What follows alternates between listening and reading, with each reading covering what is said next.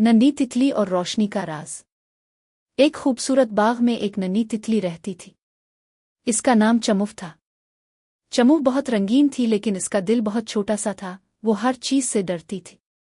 एक दिन बाग में तेज हुआ चली। छोटे छोटे फूल झूलने लगे और चमू एक पत्ते के पीछे छप गई। मैं ओढ़ नहीं सकती, मैं गिर जाऊंगी, चमू ने खुद से कहा। पास ही एक छोटा सा जुगनू बैठा था, इसका नाम चमचम था। वो हल्की सी रोशनी में चमक रहा था।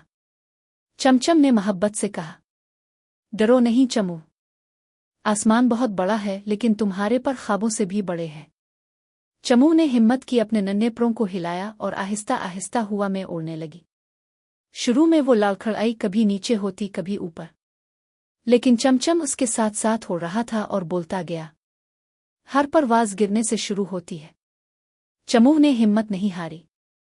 कुछ देर बाद वो ऊंचा अलिफा, फूलों के ऊपर, दरख्तों के ऊपर, यहां तक कि सूरज की रोशनी उसके परों पर पड़ी और वो कौस कज़ा की तरह चमकने लगी। चमू खुशी से हंस पड़ी। चमचम, मैं कर सकती हूँ। चमचम मुस्कुराया। तुम हमेशा से कर सकती थीं, तुम्हें बस यकीन चाहिए था। इस दिन के बाद चमू ने कभी हार नहीं मानी, और जब भी बाग में कोई डरने लगता, चमू कहती, हिम्मत रोशनी है, और ये रोशनी हम सब के अंदर है।